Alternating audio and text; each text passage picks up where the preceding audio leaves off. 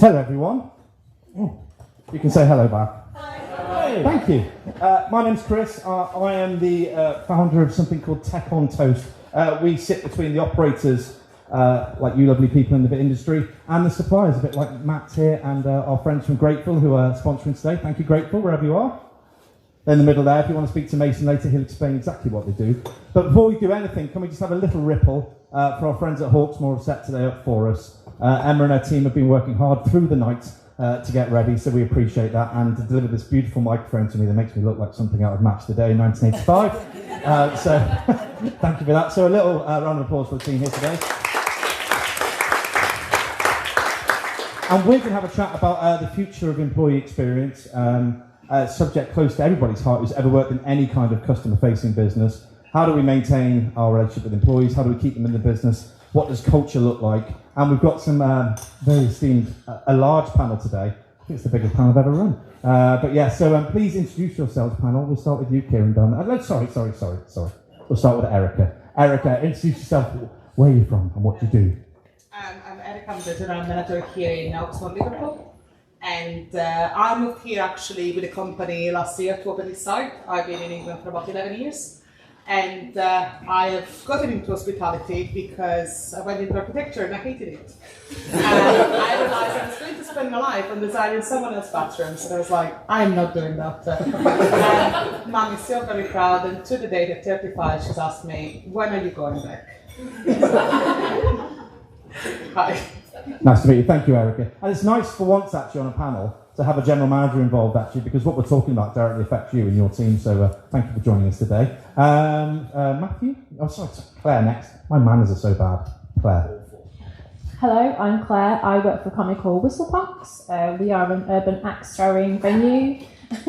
We have got 4 across the country, Leeds, Bristol, Manchester, and one in Oxford Circus in London. I've worked in HR since I left school, so a really long time, over 25 years. And I started my trade in manufacturing, and then I moved to hospitality in 2019, just before the pandemic hit, actually. And I think it's definitely a space that I'm my best in, because I care massively about people and experiences, and you don't really get that anywhere else in HR apart from in hospitality. So that's it. Lovely to have a 25-year-old on the panel. Thank you. My name is Kieran Bailey. I'm one of the co-founders of Atollo. 25 years in operations. I'm old. I've got the knees made of dust now. So 10 years in the ecosystem. Everything I do is about helping people to retain their people, because the hordes are coming over the hills for our prized assets, and we need to fight them off, and we need to inspire people to stay with us. And why would they go anywhere else is a thing. Thanks, I'm Phil. I'm one of the co-founders of Honest Burgers and Pineapple, which is something we just started recently, which is about data and benchmarking data. I think that's enough of me. Wow. And I'm Oh, sorry, I forgot about you. That's all right. I'm Matt. I'm the founder of a company called Uda, which is an employee experience platform for hospitality companies.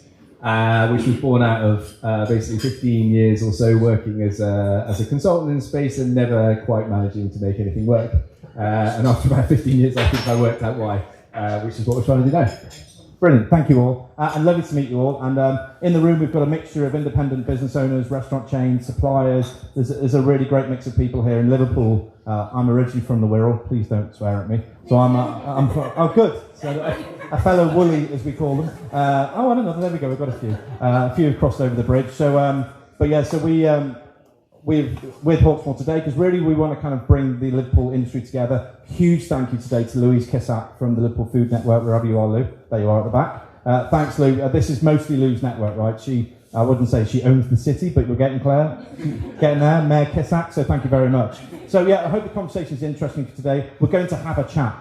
You guys can be involved. We're happy, please ask questions. You've got some great experience on the panel if you need to know anything more. And obviously, if you don't get to ask a question now, you can corner these people afterwards in the nicest possible way and ask them anything you like.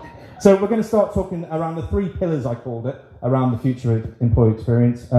Culture, retention, and then growth. What happens after the fact that we've retained our team, and where do we go from there? And I suppose we'll start with you, Claire, and the buzzword at the moment, and always around, and I was just saying to Phil, the only time I ever really felt like I belonged somewhere was Hard Rock Cafe, when I worked there for 8 years, and it was we kind of, what it said on the brochure, what it said in the staff manual, what it said on the wall actually did exist in the business. But that was what culture meant to me at that point. And since then, I haven't really found it again. What does it mean to you, culture? Not necessarily Whistle Punch, but what does it mean to you generally in your role? So I sought my role actually looking for somewhere that was really values-based, which I'm glad to say Whistle Punch is, I work there. I would define culture as the sum of all parts. It's the return on investment of all the effort you put into your people practices from every touch point that you make with people, right from that minute where they're making a choice about where to work, what they want to do, what they want to get out of it. I think that's probably the best way I could define it. And then once they're in your business, it's the vehicle that ensures that they have a great time, assuming your people practices are great. If they're not, they'll probably have a horrible time. So it requires continuous effort, continuous work, continuous investment. That's probably mine. That's great. No, thank you. And Erica, you're on the cold face, as we'd call it. You're at the front of this issue with employee experience. How's the culture changed over your time? How long have you been at Hawksmoor, did you say? Just over 2 years. Sorry. Just over 3 years. Yeah, you're now a star. So just over 2 years. And how have you seen, I suppose, in your team, culture shift since you've arrived? Is it down to you? Are you the part of culture that drives things, or is it a team collective? Well, it is a team collective. However, as a general manager, you are responsible to that. You are the key founder and the key holder of a culture on your business, because it's ours, right? And for us, the change was coming from London. And this was the first time that Hawksmoor opened a restaurant. It was with a full external team, so with just me and a couple of managers moving up. And what we have done, we just looking at our values. And really driving through the personality one. Like, if you get nice people to work for you, you can always teach our skills, right? It's easy, that's the easy things to do. But if you don't get nice people with nice personality, that they're going to go along together, that's the hardest part. And yeah, our strategy was started to open this restaurant, and it has worked. Culture is changing in Hawksmoor itself. I haven't seen much of a difference, but it was a big wave in 2021, just after COVID, that we decided to actually start to hire senior manager externally. Because you can get stuck in your ways, right? You get stuck in your ways, we've always done that. Oh, I get chills every time someone says that, but we always done that. You're like, it doesn't matter. Let's see things. So we brought a lot of people, a lot of senior managers externally, and it was a big change. There was new ideas, fresh ideas, and they really have to look at our processing, how we're doing things with a much more critical eye that we had before, and it has pushed us outside of their comfort zone. So he's changing, but I think he's changing for better. Yeah. That's great. It's just a lovely way of looking at things. I remember opening restaurants for colleagues over the years, and we moved out of London because apparently there's other places. So when you come out of London, and it was really interesting that finding external people to build your brand as you move forward, which can create challenges and positive challenges as you move forward. And Phil, you've done that. You've grown Honest Burger from, where was your first site? It was a little tent actually in Brighton. Your first tent was in? Yeah, just me and Tom in a field in Brighton. Okay. Not being very successful. Right? People like the food, we didn't make any money. Sounds like a restaurant. The first restaurant wasn't actually much bigger than the tent. It was in Brixton Market. I don't know if any of you guys have been to Brixton Market. Yes, used to have a Prime Minister that I ran. Yes. Yeah, I remember. Yes, wasn't there very long. Brixton Market was the original, 2011, but it wasn't much bigger than a tent, to be honest. And your journey of that, I mean, the culture piece of growing from 1 to, how many did you get to? We're 41. 41, wow. Yeah. Same age as me. So, not really. But you've gone from 1 to 41, and the culture must have shifted, I suppose, many times during that time, or do you feel like it's stayed the same, and how does that manifest itself once you get going? It's a complicated question. I know. And I knew you were going to ask it. Yes, I even wrote it down for you. I did tell you I wasn't a good player. Yeah, you did. The culture has changed because it probably should change, is the stock answer. Did I change it at the right time early enough? No. But yeah, I remember feeling like I was behind on lots of things. I was the ops director and we didn't really have a people director. That tells you a cultural story. But between, I kind of did it because I'm obsessed with people and culture. between site 17 and 25, I remember being like, shit, I'm behind. Like, we need a lot of stuff that we don't have, structural stuff. And I think now, just on that point, like when I think about culture, you know, I think it's the environment you create will shape the way someone behaves. And I don't think that. I really believe that. So I think when we say good people, bad people, like cultural fit, I don't really know what we mean by that anymore. I don't really know what I mean by that anymore. Like I think it's, I've seen people that you would think aren't great completely transform because you change the manager or you change the conditions within the restaurant, right? So I think the environment shapes people's behaviour more than anything. And then you have to ask yourself, like for me, I think culture literally is, what do the staff working for you or with you think is important? Does that make sense? Yeah, it does. And they look around the room and they go, what do these guys think is important? And you have to ask yourself, what do they look at to decide that about you? And I think I'm going to say that only 10% of that, and that's being generous, is what you've written in the manual at the start on day one that no one fucking reads. They said, Anybody writing manuals right now? Stop. Money well spent. you know, the 4 behaviours, and I'm not being, you know, I've done this, by the way, and I think we still have some of this in Honest, right? You know, the 4 behaviours and values that it means to be honest, like quality, simplicity, right? When the shit hits the fan in the restaurant, you don't reach for the manual, because it's somewhere under your bed. And you don't go, like, what do I need to do now? Like, culture is plays when it's like, should I go left or right? Right? And you don't go, right, what did the manual say? Quality, okay, yeah, I'm going left, right? Or like, be people first. It's like, it doesn't fucking mean anything. Yeah. Sorry, I swear a lot. You're in a safe space. This is going out on a podcast. I know, my mum might hear it. My mum listens to all this stuff. Yeah, so do you go left or right? And actually, I think what you decide whether to go left or right is what's going to get me in the most trouble tomorrow. Literally. Yeah. And that will come down to the KPIs mostly. Like, should I go left? Well, if I go left and, you know, turn off the delivery tablet, will I get in more trouble for the open rate rating? Or will I get in more trouble for all the customer reviews I got for the eating experience not being very good because there were too many drivers coming in and out, right? And that will just depend on where the pressure comes from. So that will dictate culture. I really don't think it's anything, you know, I think it's important that the people who start the business or running a business say the right things and care about the right stuff. But actually, you know, culture doesn't play out like that in my opinion. No, and I agree. And Kieran, you always talk about the shadow of the leader, which I think Erica just put really nicely. Erica just said really nicely, actually, talking about the way that when they opened here, actually was her restaurant. You know, it was her job to help these guys open. And I think the shadow of the leader is something you've been busy following on a new product at Atollo called Fit, which is all about finding your next career move, or you're you know, looking at yourself but by value, choice by value, and by culture. Why did you do that? Why did we do that? I think people want help. People want help to be able to find businesses and brands that make sense to them from the start. I think we did a survey earlier in the year, and 64% of millennials and Gen Z questioned said that they wouldn't touch a brand if it didn't align with their personal values. For them to be able to make those decisions, they need to be able to see what are the values. And I think, Phil, you were kind of, as you were talking there, there's a difference there, I think, in the world between culture and values. The values are the thing that kind of sit in what you do all the time. The culture in businesses will change and evolve all the time in my book, because as soon as you bring something new into your business, clearly the culture is going to tweak slightly, because unless you're collecting an army of people who are exactly the same as you, which I tried once, I tried to create an army of me. It was not a pretty thing, I'll be honest with you. It just, That place closed. it was terrifying, genuinely terrifying. But for me, I think just accepting the fact that the culture of the business is going to tweak and change and ebb as you add new people in.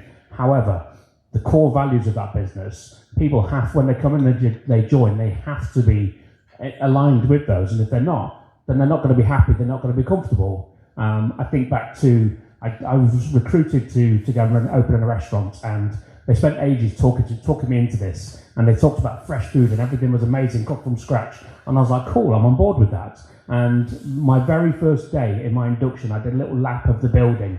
And in that, you take a little stroll around the kitchens and the storage areas, and you count fridges and freezers. And when I ran out of fingers on freezers, but still kind of worked a loads of space of fridges, I was like, that's a lie.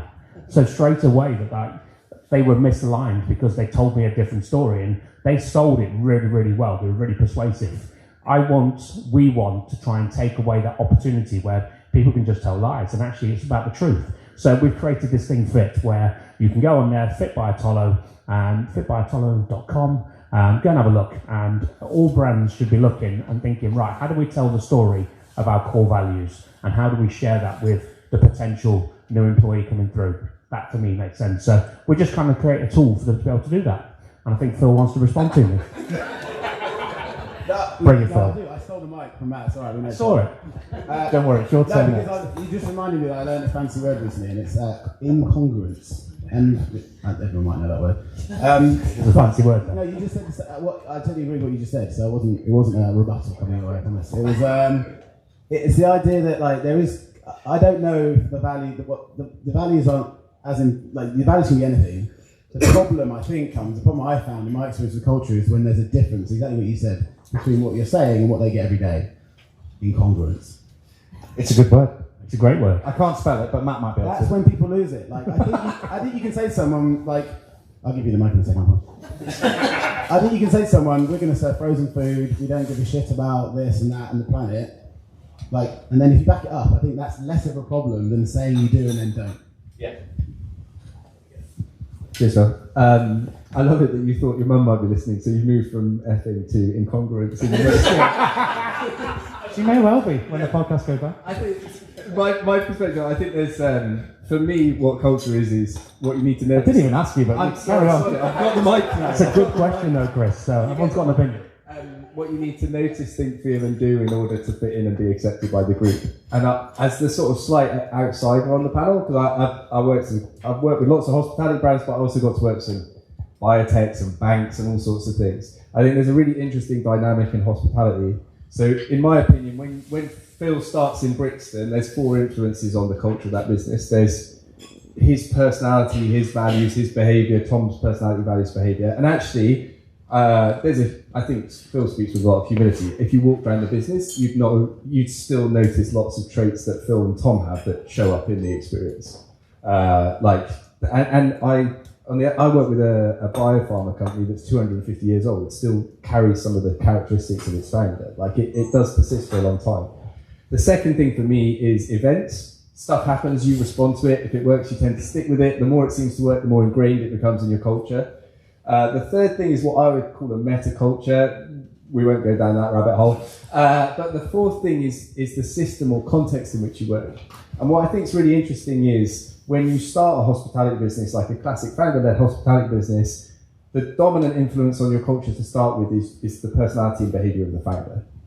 And you have this dynamic, in the same way like your kids pick up your values, and you're like, I'm with my kids, and my God, do I sound like my dad? And I can't help it. I spent 20 years. I'm starting to look like my dad. Yeah, exactly. And suddenly you start saying stuff, and it's like, where did that come from? But I think you get the same dynamic in small startups. You have founders who go in stores and they know everyone, they know what's going on in their lives, they know how to motivate them, they know how to influence their behaviour, all those sorts of things. The challenge with that is it doesn't scale, and you get to a point where you get to maybe 8, 9, 10 sites, you're not getting around as frequently, and you turn up and you don't know the people who work for you for the start, that really odd feeling. And it's at that point, in my opinion, that the context, the structure, the system is the thing that starts to take over in terms of the influence of the culture. And to bring it back to Phil's point about incongruence, what I think is quite interesting at the moment is you have these very people-orientated brands, very values-driven, with great service.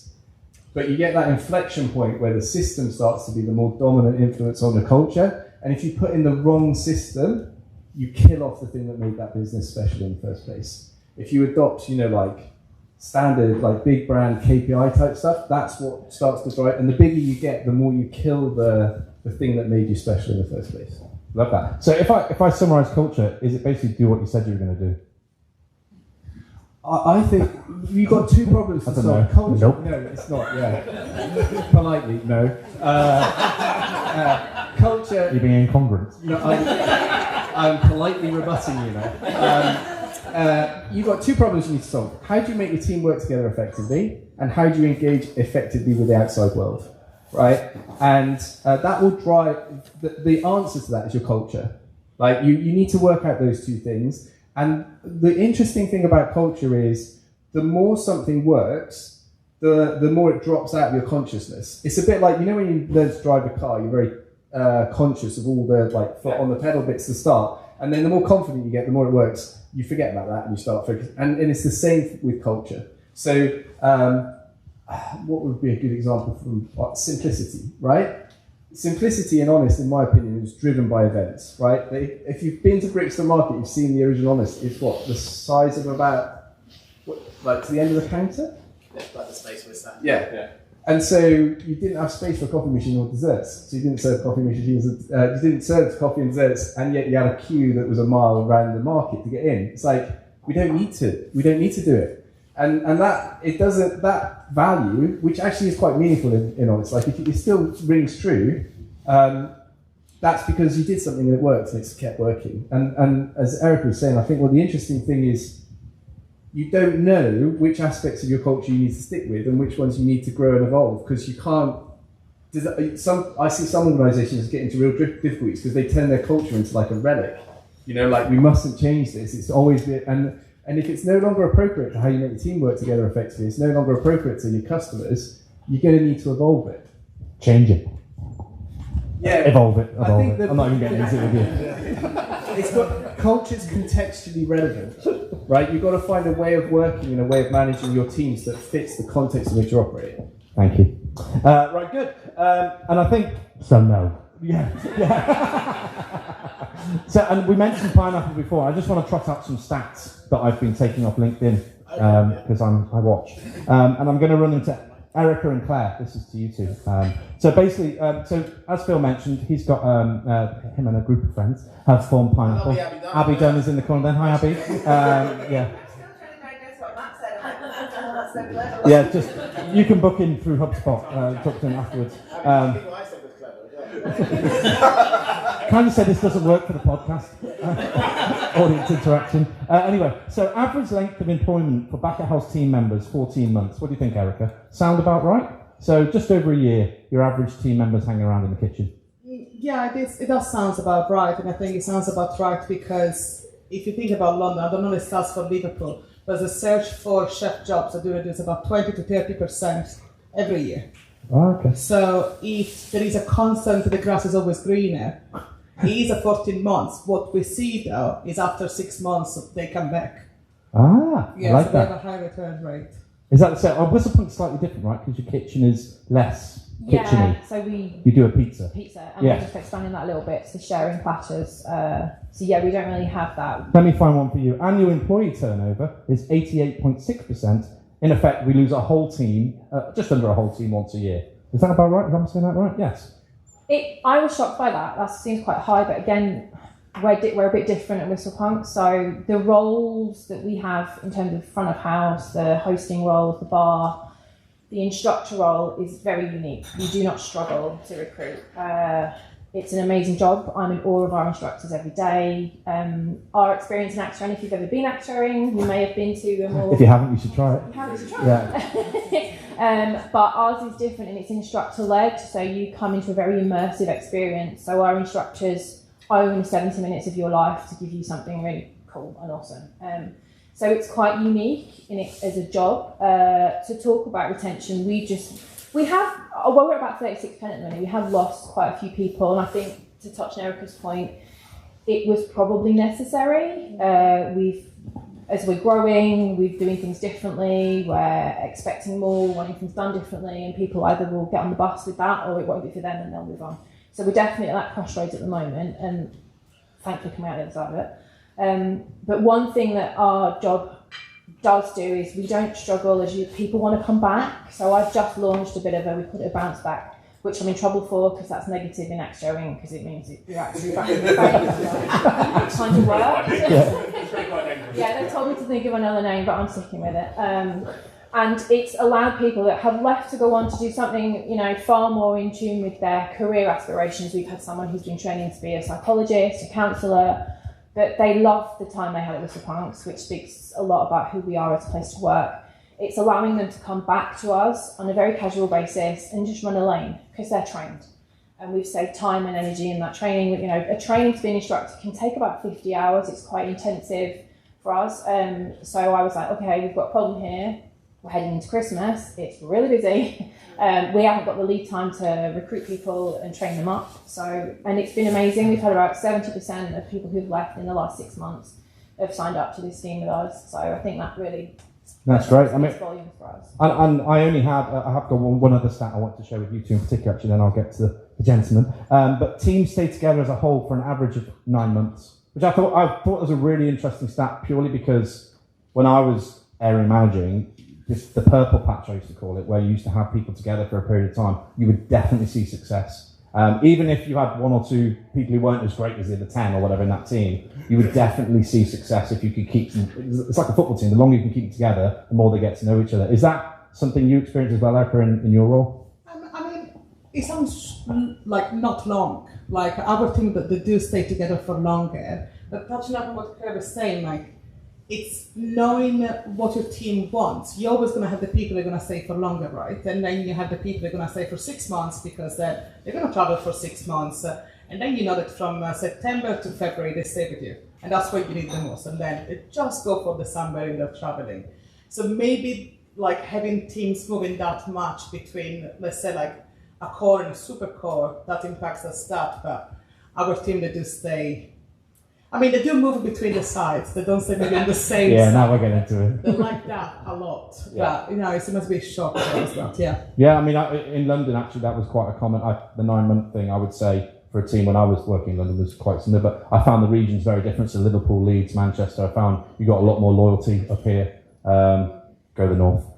Anyway, but yeah. So and Phil, Pineapple has come about from a passion to kind of benchmark the people. The measurement of people, I suppose, and their movement. I hope I'm saying that right. That sounds disgusting. But the movement of people. Why did you do it? And how's it going? And are you surprised by some of the stats you're also getting out of it? There's 3 questions in one. Any more? No, that's it. I'm sure we can share them out between Kieran and Matt as well. Okay.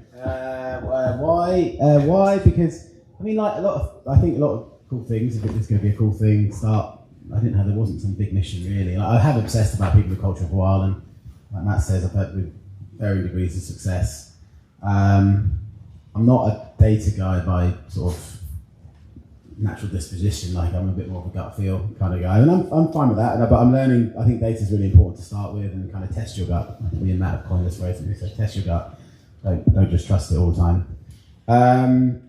I'm answering your questions. I started it because I thought, we look at this in the Peach Tracker. I don't know if some of you guys that operate in the room look at the sales Peach Tracker that tells you your sales against. I think it's quite a London-centric. I don't know. I think it is. I didn't really see it when I was up here, but anyway, it's a tracker that measures sales across multiple chains that gives kind of people an outlook so they can see how each other are doing. Yeah, exactly that.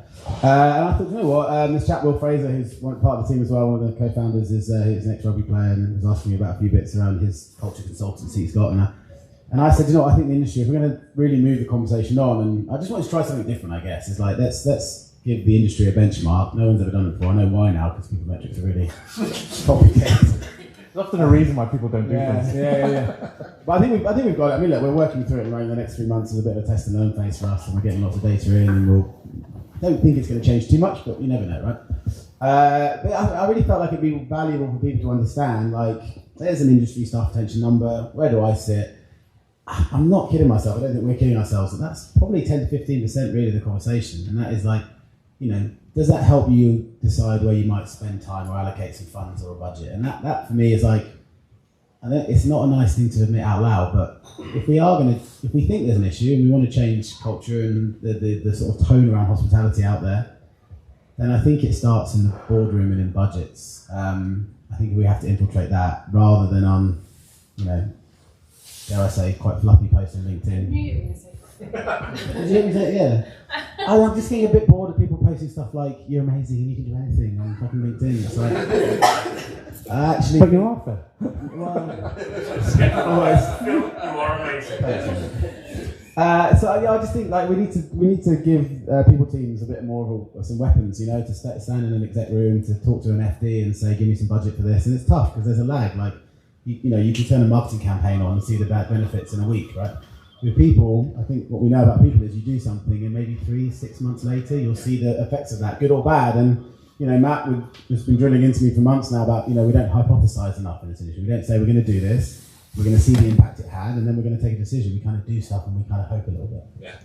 So I totally agree. That's how we started. I think it's riveting. I actually think seeing those stats come out and have people disagree with them actually is really interesting as well, because I think it's great for conversation, because I actually think that people having their opinion saying, oh, that doesn't match what I'm doing. But weirdly, I was talking to the people director at ETM Group, who've got a bunch of sports bars, and Rachel, yes, in London, and she was saying she spoke to you on the phone on the way to meet you one day, and you made her sad because you told her a stat and hers was well below it. And but for her, that was an accident. That was a trigger, right? The thing is, and I'll pass the mic to this, because this is what he's doing, which I'm so interested in what Matt's up to, because, let's say the staff retention is 86%, and just to caveat those stats, that's a very small sample size. That's our pilot group, so I just want to think.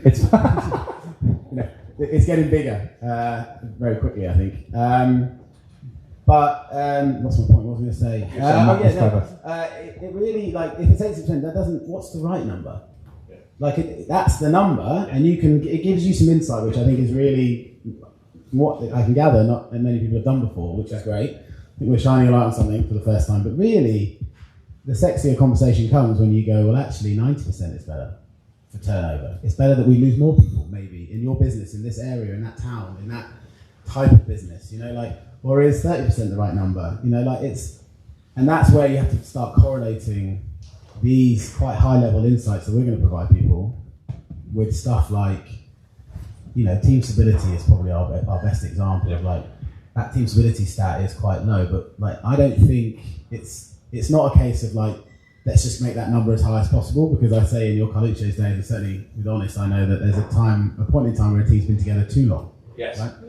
I don't know what that number is yet. I don't think anyone does, and it will differ in different businesses and different sectors. But maybe 3 years is the perfect amount of time that team should work together, and then you have to make a change.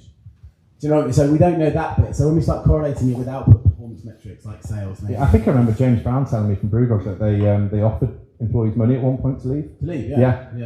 Because they said, look, your time is up, and we appreciate your help, but on your way, we'll help you do that, which is an interesting play, right? So the next bit, then it gets really, really interesting, right? How many data points there are that you can plug in and you can see, on that particular. Actually, I'm going to stop because you do this better. Cohesion. Talk about the cohesion. Talk about cohesion. Tell me about cohesion. Okay. Thanks for that. So I was saying before, I think culture is contextually relevant. Yes. So in Whistlepunks, for example, you want quite low turnover because it's a very skilled role, and you don't want loads of churn of people teaching other people how to throw axes. Makes sense to me. You might look at your stat, and you talk about the interesting bit that comes out of the debate. If I'm a QSR operator where there's less of a learning curve to being effective, I could tolerate maybe twice the turnover you can and still run a great business. And actually, the turnover, maybe I don't know if Brewdog's case, but the turnover brings its own vitality and freshness to the business. It's actually a positive thing. What UDA's about is, how do you put the data in a systemic context? So at the moment, in my opinion, everyone's data is sat in silos. So you've got some data on your ATS, you've got some data on an LMS, etc., etc. The problem in people, and the reason why it's so different to marketing, is the value only exists if you bring it together as a system, right? So whereas in marketing, it's really easy to evidence causation because you've got one measure of value, which is the sale. So I can test, I'll send my email out at 9 a.m. and I'll send another one out at 10 a.m., which gives me the most sales. Really easy to evidence causation. In people, it's way more complex. And if you go back into the exec table, bang your fist on the table and tell them it's much more complex. Firstly, you've got more than one measure of value. So you want to retain people, broadly speaking, but you also need those people to be happy and productive. You need them to give a good service. You need them to be healthy, etc., etc. And the causal links also tend to be circular, not linear, right? So if you have an unhappy team, you would expect people to leave, turnover to increase. If turnover increases, you'd expect the people who stay to get even unhappier. Does that make sense? So you have these yes, because they're doing more. Yeah, exactly. So because you get those loops, you get really unpredictable outcomes. It's very difficult in the people space, in my opinion, to say at the outset, if you do this, it will work and you will get this ROI. That if you're as interested in complexity science as I am, it's theoretically impossible to do that. So to Phil's point, you have to have a hypothesis about, I'm doing this for this reason, what's the data going to show me that would allow me to determine whether there's an ROI to this or not? Kieran, I'll follow that. Well, what you thought, I mean, just actually, because we'll move on to the next question here, but your thoughts actually on, because you've been around the industry for a while, you talk a lot to the industry. But what are your thoughts on generally what's coming out, especially the stats from Pineapple? I know they're early days, but also what Phil's talking about. Sorry, not Phil, Matt. I think I learn something every time I listen to Matt speak, so if you get the opportunity to do that regularly, you should do that. He's very articulate with your thoughts. And I think about it, I look at it from an operator's perspective. Asking the question about kind of that retention point, for me, 18 months was the kind of the key point where everything was working really, really well, but then without taking everything back to football, which I like to do, you have to kind of pick out some key people that you're going to switch out into your team and bring new people into it, but you have to be really deliberate and focused about who's going to be doing that. And I think if you're making those good choices and actually having a plan around it, then you take away the risk that it's just going to happen to you. It's actually happening for you, I guess, is a simple thing. So, yeah, I think the stuff from Pineapple just makes sense. There's never going to be a really clear picture about what works for everybody because there is no one-size-fits-all answer. Just doesn't make any sense. But helping people to understand what the opportunity is and being able to benchmark themselves against similar brands is the key. The Peach Tracker is really good for that. I think we used it in one of my previous businesses to be able to look at brands who were operating in a similar space, and it gave us some really clear pictures about what we needed to be paying attention to and what were the opportunities for us. So if you can help identify what those opportunities are for you, I think kind of primarily because the operators in the room are the ones who are really key to this, to be fair, us kind of pulling the day together and talking together about it is great, but you're the key element of this, so get involved would be my kind of core point. Thank you, Kieran. Can I just you can have 60 seconds. 60 seconds, thank you. What I think is really interesting, because the data perspective is quite complex, what in my opinion you find in businesses that do it really, really well is you have really experienced operators who have the confidence to do what they think is right. Yeah. Does that make sense? Yeah. So I never got to see Kieran in operation. I can tell you Phil, without blowing smoke up his arse, an amazing operator. You walk in and the best operators see things that other people don't do. Yeah. They have this intuitive sense of like, what's the rule of thumb in this space? And it's like watching like a master carpenter or a master potter at work. Like that tacit knowledge that you praise indeed. Yeah, no, I'm serious though. And you get this. What I think Phil's trying to do with Pineapple, and what I'm interested in is like, how do you bring that together? Because you want the data and the system to back up the great operator. Does that make sense? Like that's what I think is really interesting about this industry hospitality is a practical skill. Like you learn it by doing it, and you learn it by watching great people do it. And then you get this disjuncture is where you bring private equity around the table, and they're used to looking at and they don't have the data to be able to evaluate, is Kieran a great operator or not? And that's, I think, he was. I think that's what Pineapple and what we're trying to do with Uda is like, how do you bring those two things together? That's good, and I also learned another new word, disjuncture. I don't even know if that exists. Right, that's great, but let's move on to talking about growth. Erica, you've done it, so it's 2 years here. How long have you been in the company? Have you been 2 years in Liverpool or 2 years as a GM? In the company. Okay, so and what does good look like to you? Not necessarily just in Hawksmoor. Were you in another restaurant brand prior to Hawksmoor? Yeah, I was GM in Padella. Ah, very nice. And what does good look like, I suppose, when it comes down to Phil Bruce? Who doesn't know Padella is a cult in London? That's why I was like, yeah, that's nice. Yeah, Padella is good. What does good look like to you, I suppose, in terms of employee recruitment? And how much time are you spending on recruitment and, I suppose, people-centric things? It's a really bad question. Loads. Yeah. Like, it's the main thing we do. So on recruitment itself, we use Hardwick, that is a payroll and recruitment system, flows and pros to all recruitment and payroll systems. But through that has made the employee journey to the enrollment much, much easier because everything just kept in one place. We do spend a lot of time on recruitment. We usually have an average of like 300 applicants for 2 positions. So we have a huge volume of CVs coming through, so just going through all of that. And then as soon as they step into the restaurant, they have a whole day with our HR EGMs. We talk about culture, we talk about how the journey is going to look like on week 1, week 2, and after the 1 month review. And just really just setting the standard of how this is going to be. Plus the external trainings that our L&D team help us doing it. So it's mapping that out for them. They know what's going to happen, they know who's their buddy, they know who's their line manager. We use Workplace, that is Facebook for restaurants, say. It's Facebook for work. It's just very easy to access though. It's we have an Oxmoor TV where you can see our executive chefs making dishes. And I remember how does it feel to be a new waiter in a restaurant and having asked 200 times, chef, why are you using that sauce? And after a while you just stop, you know what I mean? Like you can't phantom to go downstairs again and be like, is there butter in the Bernays? So they can just search on that, on the system, and it's just there for them. So the information is much easier to access. And what good looks like, it's just setting the tone. We expect a lot from our teams, and we do set the tone as soon as it's the day 1. We do work on 50-50. I will do my 50%. I will give you all the tools, all the trainings you need, all the support you need, but you have to do your 50% back. And that's an agreement that we do on the first day.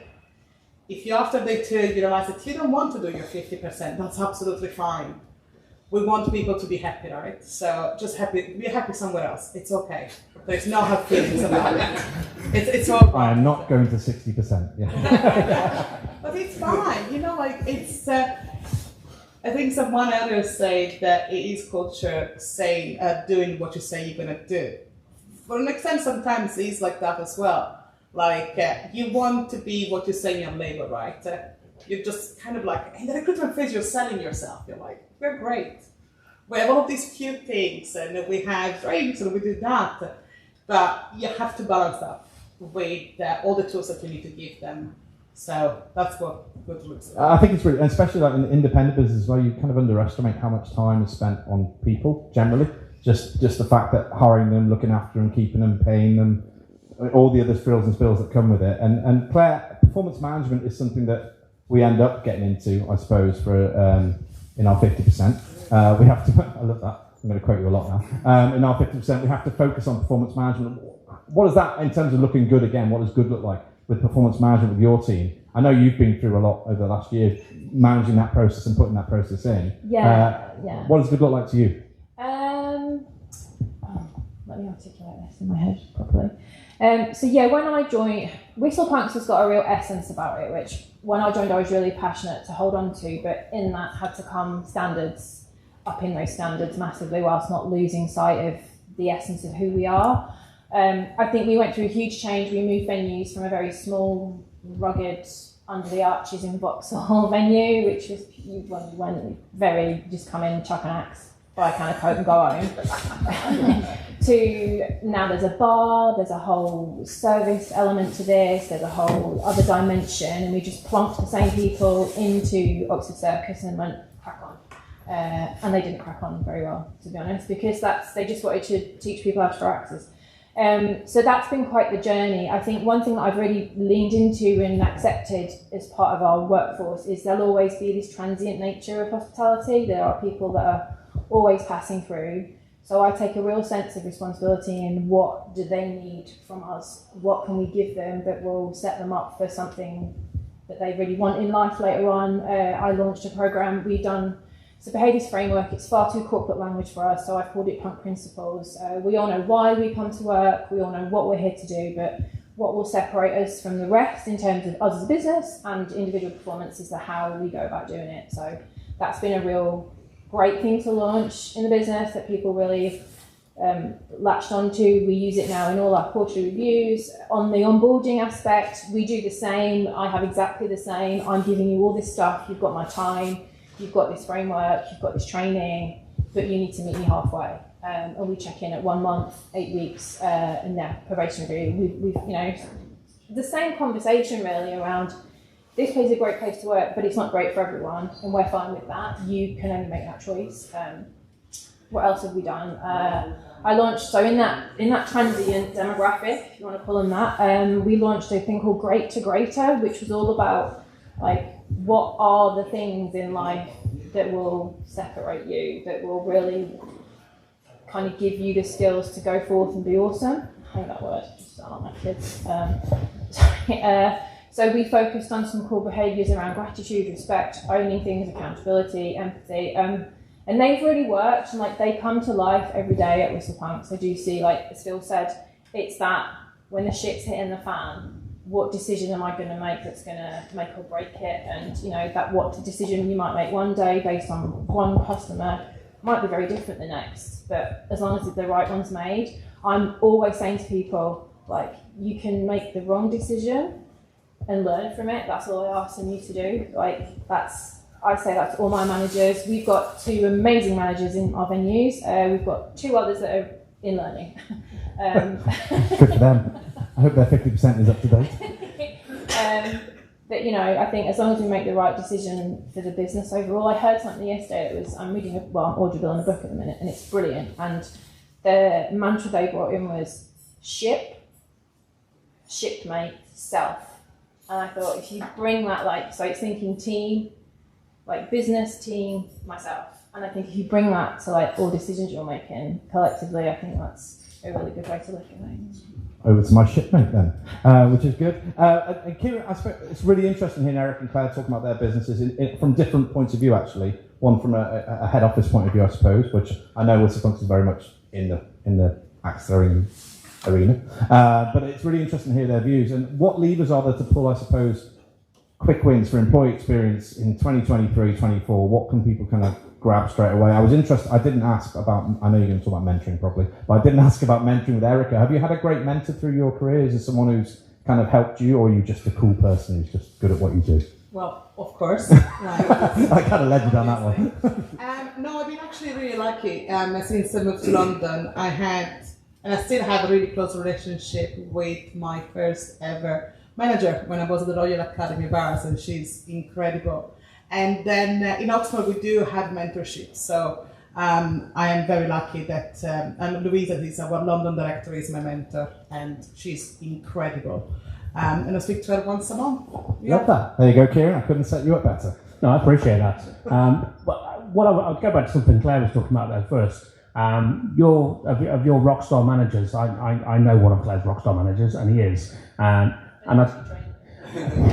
mean, a little bit. But that's the core of this, though. It's kind of, so this rockstar manager, I met him when he was like 24, 25, and he was working with me, and kind of a lot of the core features, the values that were important to me at the time were ingrained and instilled in him and through that operation. And now I met him, must be 10 years down the line, and he's still living and breathing them within Whistlepunks. And if we do this well, then it becomes something that the next person can benefit from. And I think that's probably something that we need to accept in this world. He talks about the transient workers. We get chapters of books in people's lives, so just make our chapter in their book the very best. But hopefully what they learn and what they've taken from it, they'll pass on to the next person, and you'll benefit from it.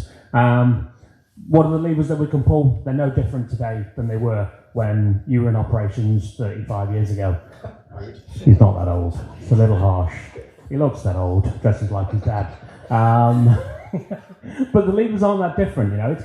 It's paying attention to what is important to the people, and it's having those right conversations at the right time. It's being available to your people and kind of listening intently. And for me, that was one of the things that made me really successful. I was a really average operator, if I'm honest with you, but I was a good people leader. I paid attention to what was important to them, and I made sure that I was amplifying them up. And Chris, you talked about mentoring. I am hugely passionate about mentoring, probably because when I was 22, 22-year-old Kieran was a bit of a dick, if I'm honest with you.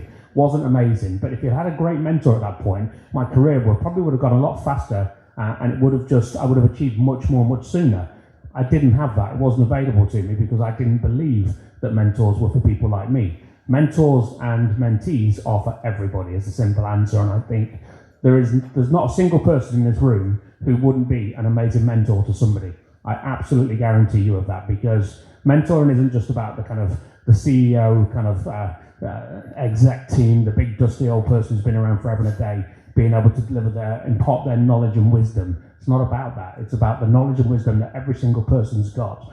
We offer, we've got reverse mentoring, we've got peer-to-peer mentoring, we've got like people coming back from maternity leave, and that's a big thing psychologically when you're coming back from maternity leave. Actually, have I got some support to be able to bring me back into the business and make sure I'm successful and happy? So we have mentors who will help people with that. For me, that's probably one of the biggest levers that I'd say chase down, push on, and do something with.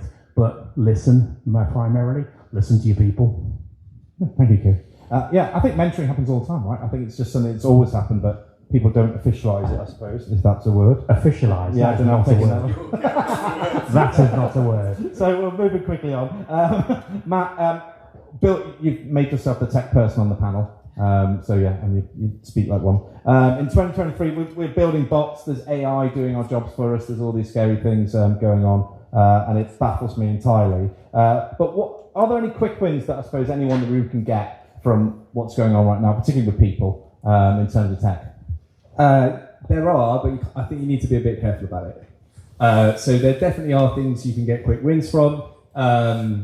I think if I was in the shoes of someone in an organisation, I'd be looking at how can I use tech, automations, AI to give people time back. Like Harry, everything. Yeah, like how can it's quite easy to spin up a chatbot that will read your documentation, for example. So you can create a chatbot that will read all your recipes and return it to a chat feed in Workplace, or your handbook. You can what's our maternity policy, and it will pull it into feed.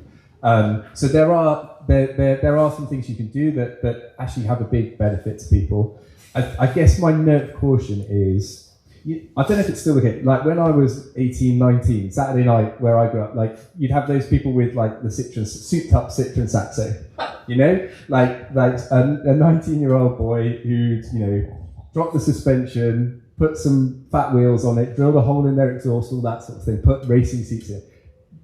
That's the risk. Does that make sense? Like you can keep bolting on, like, oh, I need a bigger stereo, oh, I need some red seat belts, oh, I need some blue lights under my car. And if you keep doing that with tech, what you get is a really shit car. Because it has to work together as a system. And if you want a system that runs like a Porsche or a Mercedes, you have to have one mind on, are you building architecture that scales? Are you building a system that's coherent and congruent? And that's where you need to make some smart decisions. It's quite easy to bolt on little bits and pieces, and 5 years down the line, you'll be driving a Citroen Saxo with fancy lights on. I feel like he's just predicted my future. Okay, good. Look, we're on to the last question, and I really appreciate you all hanging on because they're all here for lunch, not us, which is what I appreciate. So, Phil, we'll finish with you, my friend. I was talking to someone yesterday actually about hospitality being a human-centric business. That's a not a bad word for me, centric. And why are we constantly in this loop, I suppose, of kind of, we've talked about it a bit on the panel, of people of being poor at managing people, or poor at managing our retention, or poor at measuring our retention? Why do you think we've ended up in this loop, and what, on your final thoughts, what can we do to fix it? I think it's the day-to-day stuff. I'm going to just repeat myself and say, I think, you can do the staff party and it all sounds great and everyone has a great time and it's lovely and I love it, I love this, I love that, and then tomorrow you do 3 doubles in a row. No one remembers the staff party on Saturday, that's gone. You're not like, it's great, my manager's a dick, but I've got a cycle to work scheme, it doesn't matter. So I think there's no feedback culture, certainly in hospitality. I've noticed in hospitality run well. Apologies if we have one, we don't, in honest. If I could go back in time, I really wish I'd just instilled that one thing and probably not trained much else, just done that. I think we bonus people on all the wrong things as well. We were talking off. This is about KPIs, and I'm kind of so over bonusing people on performance metrics, the day-to-day stuff. I think you should bonus me on the outputs and manage me on the inputs, and the KPIs are kind of just how it's going. And the problem with KPIs are the good people, the shit people will fudge them, and the good people get fucked by them, basically. So, so I would look at your KPIs.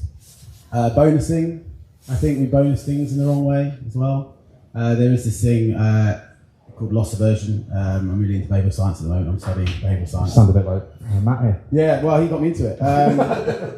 And I would urge anyone actually to look at, in the people teams, to read up on some behavioural sciencey stuff, read some books, read some studies, because when you understand actually how human behaviour works, I think a lot of people would change the way they do a lot of things. And bonusing is one where I've really thought about this idea that we start, there's 2K up the grabs for the quarter if you hit 6 metrics. Of course, they're never going to hit all 6, right? So over that quarter, that 2K ends up being like 1K. At the end of the quarter, I come all happy because I'm about to give you £1,000. It's a lot of money, I'm like, chuffed, like, here's your bonus, man, £1,000. Behavioural science basically says that we weigh losses twice as hard as gains. So they don't thank you for the grand, they're really pissed off that you took a grand from them. Yeah. So I don't know, I think there's an easy fix there to just start the bonus at 0 and it can only accrue. Yeah. I mean, there's a lever I think you can pull. Like, just say to someone, every time this happens, I'll put another £100 in the pot. So it can only go up, it can't go down, I think there's little things like that, but yeah, the behavioural science stuff, like I'm not just, I'll blow smoke back up your ass. I know, it's a bit stop that. It's a bit lovely, isn't it? But, yeah, like I got into behavioural science and I would urge anyone to have a look at it because when you understand, human behaviour is quite unpredictable, as we all know. But there's things you can do to influence it, and they're probably not the things you think they are. Love that. And for someone who didn't have an answer, that was quite a good answer. Thanks. And look, you've got to make mistakes. Sorry, I'm going to finish one thing. I know you're finished because I've just come up here and bumped into someone who used to work at Honest, Benny, who's incredible in your team. Oh, Benny, who works here. She's incredible, and we totally messed that up. She left for totally the wrong reasons. Our fault, not her. She's such a great person, and she's smashing it, right? Yeah. Yeah, I'm not surprised. There she is. You walk in the door and you see Benny, and you're like, "Wow, amazing!" There's this hospitality. Like, it's great when it's done well, and people like her just like get it right. This human bit, the human bit is what you asked for. Right? Yeah, and she has been looking after us all morning. Brilliant. Yeah. What a lovely way to end that. So that's a really nice way to end. Well, look, thank you very much, everyone, for taking part. Yeah, say hi, Benny. We're all talking about you. I don't think she's going to like it.